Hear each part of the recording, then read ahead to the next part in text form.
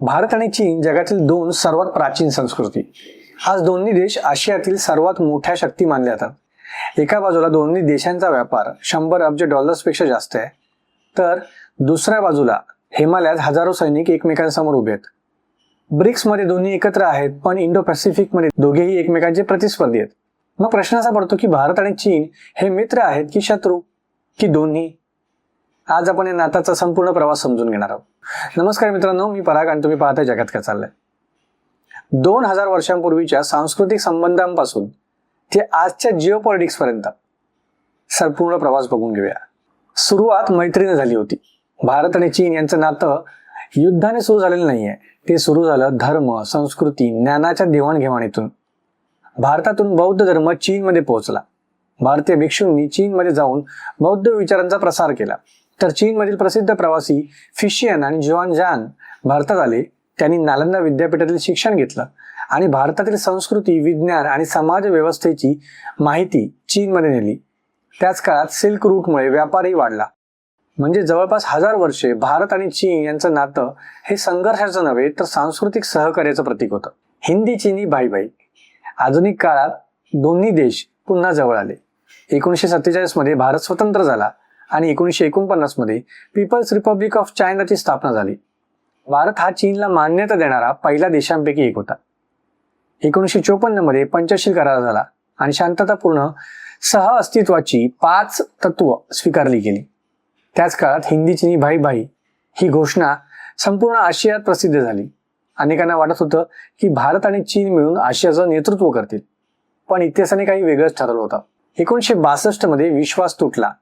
दोन्ही देशांमधील सर्वात मोठा प्रश्न होता सीमा. पश्चिमेला अक्साई चीन आणि पूर्वेला अरुणाचल प्रदेश. ह्या दोन्ही भागांवर दोघांचे दावे वेगवेगळे होते. त्यातच तिबेटचा प्रश्न निर्माण झाला. दलाई लामांनी भारतात आश्रय घेतला आणि चीनचा संशय वाढला. 1962 मध्ये परिस्थिती युद्धापर्यंत पोहोचली. काही आठवड्यातच भारताचा पराभव झाला आणि चीनने एकतर्फी युद्धबंदी जाहीर केली. हे युद्ध केवळ सीमावादाचं नव्हतं, त्याने भारताचा चीनवरील विश्वास कायमचा बदलला आणि भारताच्या संरक्षण धोरणाला नवी दिशा दिली. पुन्हा संवाद, पण विश्वास नाही. 1962 नंतर जवळपास 2 दशकं संबंध थंड राहिले. पण 1988 मध्ये पंतप्रधान राजीव गांधी यांनी चीन दौऱ्यानंतर परिस्थिती बदलायला सुरुवात झाली. दोन्ही देशांनी ठरवलं की सीमावाद एका बाजूला ठेवायचा आणि व्यापार, अर्थव्यवस्था आणि राजनैतिक संबंध वाढवायचे. त्यानंतर झपाट्याने व्यापार वाढला. चीन भारताचा सर्वात मोठा व्यापार भागीदारांपैकी एक बनला. पण एक गोष्ट मात्र बदलली नाही. व्यापार वाढला तरी विश्वास पूर्णपणे परत आला नाही. सीमावाद कायम होता आणि तो फक्त योग्य वेळेची वाट पाहत होता. डोकलाम आणि गलवान संबंध पुन्हा बिघडले. 2017 मध्ये जगाचं लक्ष प्रथम डोकलामकडे गेलं. हा प्रदेश भारत, चीन आणि भूतान यांच्या सीमेच्या जवळ आहे. चीन तिथे रस्ता बांधण्याचा प्रयत्न करत होता, तर भारताला वाटत होतं की यामुळे त्यांच्या सिलिगुरी कॉरिडॉरला म्हणजे ईशान्य भारताला जोडणाऱ्या अरुंद पट्ट्याच्या सुरक्षेवर परिणाम होऊ शकतो. जवळपास 73 दिवस दोन्ही देशांचे सैनिक समोरासमोर उभे होते आणि शेवटी दोन्ही बाजूंनी माघार घेतली. पण खरी परिस्थिती बदलली ती 2020 मध्ये गलवान व्हॅलीमध्ये. जवळपास 45 वर्षांनंतर प्रथमच भारत आणि चीनच्या सैनिकांमध्ये हिंसक संघर्ष झाला आणि दोन्ही बाजूंना जीवितहानी झाली.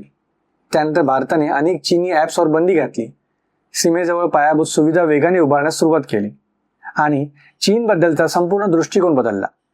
गलवान हा फक्त सीमावरील संघर्ष नव्हता, तर दोन्ही देशांच्या संबंधांमध्ये एक नवीन अध्याय होता. आज भारत आणि चीनचं नातं नेमकं कसं आहे? आज भारत आणि चीनचं नातं हे जगातील सर्वात गुंतागुंतीच्या संबंधांपैकी एक आहे. एका बाजूला दोन्ही देशांच्या सीमाजवळ मोठ्या प्रमाणात सैन्य तैनात आहे, तर दुसऱ्या बाजूला व्यापार मात्र सुरूच आहे. भारत इलेक्ट्रॉनिक्स, औद्योगिक यंत्रसामग्री, रसायनं आणि अनेक उत्पादनांसाठी चीनवर मोठ्या प्रमाणावर अवलंबून आहे, तर चीनसाठी भारत ही एक मोठी बाजारपेठ आहे. त्याचवेळी दोन्ही देश ब्रिक्स, शांघाय कॉर्पोरेशन ऑर्गनायझेशन आणि इतर अनेक बहुपक्षीय मंचावर एकत्र काम करतात. म्हणजे जिथे सहकार्य आवश्यक आहे तिथे दोघे एकत्र येतात आणि जिथे राष्ट्रीय हिताचा प्रश्न आहे तिथे एकमेकांशी स्पर्धा करतात. त्यामुळे भारत आणि चीन हे आज पूर्णपणे मित्रही नाहीत आणि पूर्णपणे शत्रूही नाहीत. पुढचा संघर्ष कुठे आहे माहिती आहे का? आज भारत आणि चीन संघर्ष फक्त हिमालयात सीमांपुरता मर्यादित राहिलेला नाहीये. तो आता समुद्रात, व्यापारात, तंत्रज्ञानात आणि जागतिक प्रभावामध्ये दिसतो. चीन बेल्ट अँड रोड इनिशिएटिव्हद्वारे आशिया, आफ्रिका आणि युरोपमध्ये आपला प्रभाव वाढवतोय, तर भारत IMEC, क्वाड आणि इंडो पॅसिफिक भागीदारीद्वारे पर्यायी मार्ग निर्माण करण्याचा प्रयत्न करतोय. चीन पाकिस्तान सोबतचे संबंध अधिक मजबूत करत आहे, तर भारत अमेरिका, जपान, ऑस्ट्रेलिया आणि युरोप सोबत संरक्षण आणि तंत्रज्ञान क्षेत्रात सहकार्य वाढवतोय. सेमीकंडक्टर्स असतील, आर्टिफिशियल इंटेलिजन्स असतील, रेअर अर्थ मिनरल्स असतील, सप्लाय चेन आणि मॅन्युफॅक्चरिंग क्षेत्रामध्येही दोन्ही देशांमध्ये स्पर्धा वाढते. म्हणजे आजचा इंडिया चायना संघर्ष केवळ सीमावाद नाही राहिलाय, तर आशियामध्ये नेतृत्व कोण करणार यासाठी व्यापक स्पर्धा आहे. भारत आणि चीन संबंधाचा इतिहास पाहिला तर एक गोष्ट स्पष्ट होते. सुरुवात संस्कृती आणि ज्ञानाच्या देवाणघेवाणीतून झाली, त्यानंतर मैत्री आली, मग युद्ध झालं, पुन्हा व्यापार वाढला आणि आज दोन्ही देश स्पर्धा आणि सहकार्य या दोन्ही गोष्टी एकाच वेळी करतायत. म्हणून भारत आणि चीन हे कायमचे मित्र नाहीत आणि कायमचे शत्रूही नाहीत. त्यांचं नातं परिस्थितीनुसार बदलत राहणार आहे. पण एक गोष्ट निश्चित आहे, पुढच्या काही दशकात जगातील सर्वात महत्त्वाच्या जिओपॉलिटिकल स्टोरीजपैकी एक जर कोण असेल तर ती भारत आणि चीन यांच्यातील स्पर्धा आणि सहकार्याची असेल. कारण या दोन्ही देशांचे निर्णय फक्त आशियाचा नाही तर संपूर्ण जगाचं भविष्य ठरवू शकतात. तुमच्या मते भारत आणि चीन यांच्यात भविष्यात विश्वास वाढेल की स्पर्धाच आणखी तीव्र होईल? तुमचं मत कमेंटमध्ये सांगा. आणि मी पराग, भेटूया पुन्हा एकदा पुढच्या व्हिडिओमध्ये. तोपर्यंत पाहत राहा जगात काय चाललंय आणि या चॅनलला सबस्क्राईब करून ठेवा.